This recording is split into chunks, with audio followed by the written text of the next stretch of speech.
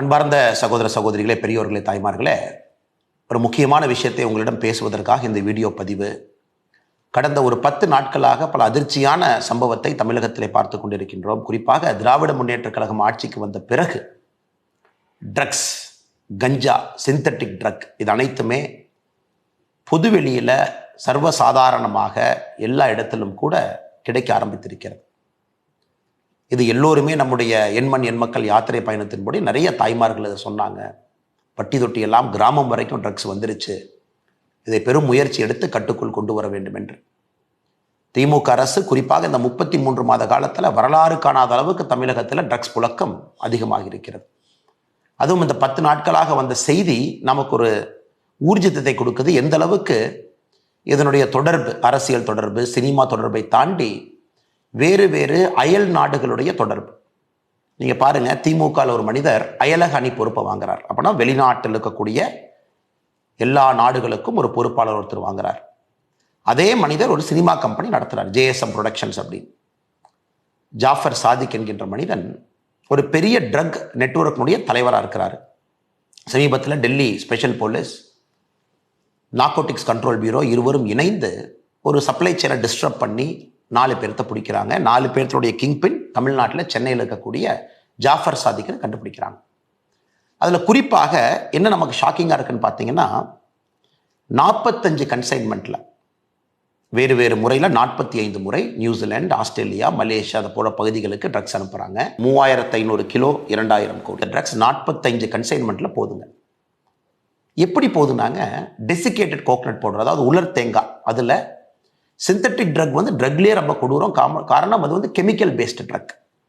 நேச்சுரலாக இயற்கையாக கிடைக்கக்கூடிய ஓபியம், கஞ்சா இதையெல்லாம் தாண்டி சிந்தட்டிக் ட்ரக், டிசைனர் ட்ரக்னு சொல்கிறது பார்த்தீங்கன்னா ஒரு கெமிக்கல் காம்போசிஷனை பிரெயினில் குறிப்பாக அந்த நியூரல் நெட்வொர்க்கை இன்னும் ஃபயர் பண்ணி அவங்களுக்கு அந்த ப்ளஷர் கிடைக்கணும் அப்படிங்கிறக்காக, அதிகப்படுத்தணும் அப்படிங்கிறக்காக சிந்தட்டிக்காஸ் உருவாக்கக்கூடிய drugs, more harmful, more dangerous, most dangerous substance in the world. அந்த சிந்தட்டிக் ட்ரக்கை உருவாக்குறாங்க. அந்த ட்ரக்கினுடைய பெயர் சூடோ எஃபிட்ரின் அப்படிங்கிற பேருங்க. இந்த சூடோ எஃபிட்ரினை பயன்படுத்தி உலகத்தில் அதிக விலை இருக்கக்கூடிய ஒரு சிந்தட்டிக் ட்ரக்கை மேனுஃபேக்சர் பண்ணுறாங்க. மெட்டா ஆம்ஃபெட்டமைன் அப்படிங்கிற ஒரு ட்ரக்கை மேனுஃபேக்சர் பண்ணுறாங்க. இதுக்கு பேஸ் பொருளாக வச்சு பயன்படுத்த போகிறாங்க. ஸோ இது டெல்லி போலீஸ் பிடிச்சதுக்கப்புறம் இது எவ்வளவு பெரிய அதிர்ச்சியை உருவாயிருக்கிறாங்க. இந்தியாவில் இது போன்ற ஒரு நெட்வொர்க்கு, தமிழ்நாட்டை சார்ந்தவங்க, அதுவும் திமுகவினுடைய அயலக அணியில் இருக்கிறவர், குறிப்பாக சினிமா துறைக்குள்ள இருக்கிறாங்க. அந்த மனிதர் ஜாஃபர் சாதிக் திமுகவுடைய முதல் குடும்பத்தில் எல்லோரோடு சொந்தம் கொண்டாடுறாங்க. முதலமைச்சர்லேருந்து, மகன்லேருந்து, குடும்பத்தினுடைய எல்லா உறுப்பினர்கள்ட்ட. முதலமைச்சருடைய குடும்பத்தில் இருக்கக்கூடிய பெண்கள் இந்த JSM ப்ரொடக்ஷன்ஸ் இவருடைய நிறுவனத்தினுடைய பாடல் வெளியீட்டு விழாக்கு போகிறாங்க. இது வந்த உடனே உதயநிதி ஸ்டாலின் அவர் போட்டிருக்கிற ட்வீட்டெல்லாம் டெலீட் பண்ணுறாங்க.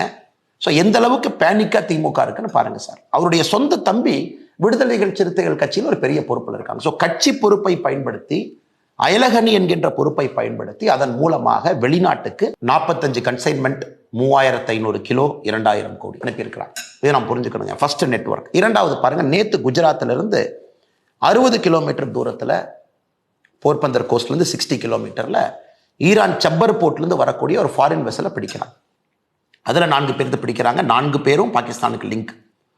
அதில் வரக்கூடிய ட்ரக்கை நீங்கள் பாருங்கள். குறிப்பாக 3110 kilo hashish, 158 kilo meta amphetamine நாம் பேசணுங்க. அதாவது இந்த சூடோ எஃபிட்ரைனை பயன்படுத்தி சிந்தட்டிக் ட்ரக்லேயே விலை அதிகமாக இருக்கக்கூடிய மெட்டா ஆம்ஃபெட்டமைன் இங்கேயும் கிடைக்குது, 158 கிலோ. Heroin 24 kilo. இதனுடைய மதிப்பு மொத்தமாக பார்த்தீங்கன்னா, இது மொத்தமாக 3300 கிலோ. இதனுடைய மதிப்பு பாருங்க, இது பல ஆயிரம் கோடி, 1200 கோடி ரூபாய்க்கு கிட்டத்தட்ட இதுக்கான மதிப்பு. இதை பிடிக்கிறாங்க. எங்கே கொண்டு போகிறீங்கன்னா, அந்த பிடிப்பட்டவர்கள் சொல்கிறாங்க, இல்லைங்க, தமிழ்நாட்டிலிருந்து ஒரு படகு இந்த கன்சைன்மெண்ட்டை வாங்கிட்டு போனோம் ஹைசியில், அதற்காக கொண்டு வந்திருக்கின்றோம், அந்த படகுக்காக வெயிட் பண்ணும்போது நீங்கள் எங்களை பிடிச்சிட்டீங்க. ஸோ நீங்கள் பாருங்கள் எந்த அளவுக்கு இன்னைக்கு இந்தியாவுடைய ட்ரக் சப்ளை செயினில் நம்முடைய தமிழகம் இன்னைக்கு மையப்புள்ளியாக இருக்குது. அதுவும் தமிழகத்தில் இருக்கக்கூடிய சில நபர்கள் எவ்வளோ பெரிய கெட்ட பேரை நம்முடைய மாநிலத்துக்கு வாங்கி கொடுக்குறாங்க. அதையெல்லாம் தாண்டி நம்முடைய குழந்தைகளை, நம்முடைய சகோதர சகோதரிகளை இது போன்ற ட்ரக்ஸுக்கு அடிமையாக்கி கொண்டிருக்கின்றார். இதை நாம் உணர்ந்து கொள்ள வேண்டும். இது ஆர்ப்பாட்டம், போராட்டம் இதெல்லாம் ஒரு பக்கம் இருந்தாலும் கூட பாரதிய ஜனதா கட்சி தீர்வை விரும்புகின்றோம்.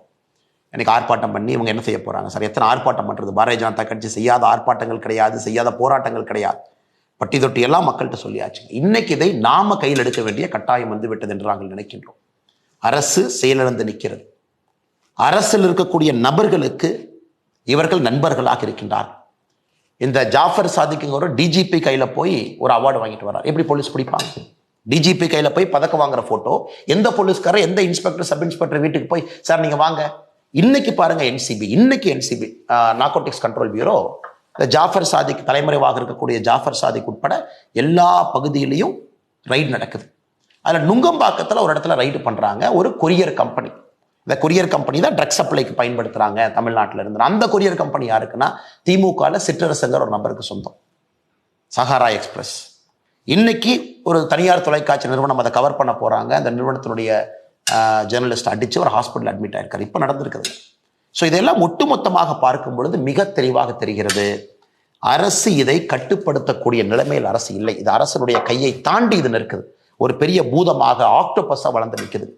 Multinational connections, Australia, New Zealand, Malaysia, India முழுவதும் கொரியர் கம்பெனி, திமுகவுடைய அயலக அணி, அதில் ஒரு பொறுப்பாளர், சினிமா ப்ரொடக்ஷன் கம்பெனி, அதில் வந்து திமுகவுடைய முதல் குடும்பத்தினுடைய சம்பந்தம். உதயநிதி ஸ்டாலின் ட்வீட்டை டெலிட் பண்ணுறாங்க. ஸோ எப்படி இவங்களால நீங்கள் கண்ட்ரோல் பண்ண முடியும்னு நினைக்கிறீங்க? Such most dangerous money is drugs money. ஆப்கானிஸ்தானில் இருக்கக்கூடிய வார் பார்த்தீங்கன்னா ஹெரோயின் மணி ஃபியூல் பண்ணுச்சு. அதே போல் இந்தியாவில் உலகத்தில் இருக்கக்கூடிய முக்கியமான ஹாட்ஸ்பாட்ஸ் எல்லாமே இந்த ஓபிஎம் கல்டிவேஷன், ட்ரக் ஸ்மக்லிங், இதுலேருந்து வரக்கூடிய பணம் அடுத்து ஆர்ம்ஸ் டிராஃபிக்கிங் போகும். அதை வைத்து இன்சர்ஜென்ட்ஸ் குரூப் சண்டை போடுவாங்க. ஸோ உலகம் முழுவதும் நீங்கள் பேட்டர்ன் பார்த்தீங்கன்னா இந்த ட்ரக்கிலிருந்து வரக்கூடிய ஈஸி மணி தான் உலகத்தையே கெடுத்து கொண்டிருக்கிறது. ஒரு இன்சர்ஜென்ட் குரூப் ஃபைட்டிங்ல இருந்து, ஆர்ம்ஸ் ஸ்மக்லிங்ல இருந்து 2 நாடுகளுக்கான சண்டை இன்னைக்கு தமிழ்நாடு அளவில் அது வந்திருப்பது ஏற்றுக்கொள்ள முடியாது. சினிமாக்குள்ள பாருங்க, பிளாக் மணியை ஒயிட் மணி ஆக்கிறதுக்கு சினிமா ஒரு துறை. ட்ரக்ஸ்லேருந்து வரக்கூடிய பணத்தை சினிமாவில் போடுங்க, வெளியெடுங்க, முதல் குடும்பத்தோடு சம்பந்தம் வச்சுக்கங்க, எந்த பிரச்சனையும் இல்லாமல் படத்தை ரிலீஸ் பண்ணுங்க, யாரும் வந்து உங்களுக்கு தொந்தரவு கொடுக்க போகிறதில்ல. பெரிய பெரிய இயக்குநர்கள் ஃப்ரெண்ட்ஸாக வச்சுக்கங்க, ப்ரெஸ் மீட் அவங்களோட வச்சு பண்ணுங்க, அப்புறம் போலீஸை கூட வச்சுக்கங்க, போய் டிஜிபிட்ட அவார்டு வாங்குங்க, அப்புறம் முதலமைச்சர்கிட்ட ஃபோட்டோ எடுத்துக்கங்க. ஸோ எப்படி பிளான் பண்ணி நெட்வொர்க் இருக்கு பாருங்க. ஆனால் சகோதர சகோதரிகளே, இதற்கு ஒரே தீர்வு, ஒரு பக்கம் நான் அரசியலாக பாரதிய ஜனதா கட்சி தான் என்று சொன்னாலும், மோடி ஐயா இருக்கிறாங்க, என்சிபி ஸ்ட்ராங் பண்ணியிருக்கிறோம், இன்னைக்கு பிடிச்சது எல்லாமே மத்திய அரசு, பிடிச்சது எல்லாமே மத்திய அரசுடைய நிறுவனங்கள், நார்கோட்டிக்ஸ் கண்ட்ரோல் பியூரோலேருந்து ஹைசியில் பிடிக்கிறாங்க, ஈரான்லேருந்து வர்றதெல்லாம், இது ஒரு பக்கம் நடந்தாலும் கூட நம்முடைய வீட்டை பாதுகாக்க வேண்டிய பொறுப்பு நம்முடைய பொறுப்பு என்று கருதுகின்றேன். என்னுடைய அன்பான வேண்டுகோள், அரசியல் ரீதியாக பாரதிய ஜனதா கட்சி இதை முன்னெடுத்துக் கொண்டிருக்கின்றோம். ஆனால் ஒரு தனி மனிதனாக நீங்கள் முன்னெடுக்க வேண்டும் என்பதற்காகத்தான் இந்த அவசர பதிவு. ஏன்னா எல்லா பக்கமே ஊடுருவி இருக்குது சார். டெய்லி பேப்பரை படித்தா ஒரு முன்னாள் காவல்துறை அதிகாரி என்கின்ற காரணத்தினால் என்னால் கனெக்ட் பண்ண முடியுது சார். இது எங்கெங்க போகுது, எப்படி இதை பிளான் பண்ணியிருக்காங்க, செட்டப் என்ன, இன்னும் எவ்வளவு ஆழமாக இது இருக்கும், சப்ளை செயின் எப்படி இருக்கும், லாஜிஸ்டிக்ஸ் எப்படி இருக்கும், குருவிகள் என்று சொல்லக்கூடிய கொரியர்ஸ் எப்படி இருப்பாங்க, டெசிகேட்டட் கோகனட் பவுடருக்குள்ள வச்சு கடத்துறாங்க. ஆனால் சகோதர சகோதரிகளே, நாம் எல்லோரும் இணைந்து களத்தில் இறங்க வேண்டிய நேரம் அது தமிழ்நாட்டில் ட்ரக்ஸை ஒழிப்பதற்கு. காலேஜிலிருந்து ஆரம்பிக்கணும் சார். ஒரு காலேஜில் கூட பேரண்ட்ஸ் நீங்கள் இருக்கீங்க, ரோட்டரி கிளப், லைன்ஸ் கிளப் எல்லாம் பேச ஆரம்பிங்க. ஸ்டூடெண்ட்ஸை வந்து நார்கோட்டிக்ஸ் கண்ட்ரோல் பியூரோ என்சிபி வெப்சைட்டுக்கு போனீங்கன்னா ஓத் அகேன்ஸ்ட் ட்ரக்ஸ் இருக்கும். குழந்தைங்களை சத்திய பிரமாணம் எடுக்க சொல்லுங்கள். ட்ரக்ஸுக்கு எதிராக நாங்கள் இருப்போம். காலேஜில் எங்கே பார்த்தாலும் நாங்கள் கம்ப்ளைண்ட் பண்ணுவோம். அதற்கு காலேஜுக்குள்ளே ஒரு தனி சென்டர் இருக்கணும், ஒரு ஆள் இருக்கணும். காலேஜுக்குள்ளே காவல்துறையினுடைய டோல் ஃப்ரீ நம்பர் ரெஜிஸ்டர் பண்ணியிருக்கணும். அதை காலேஜில் இருக்கக்கூடிய குழந்தைகள் அவர்களாக முன்னாடி வந்து சொல்லணும். அதற்கான கான்ஃபிடன்ஸ் அந்த குழந்தைகளுக்கு நம்ம கொடுக்கணும்.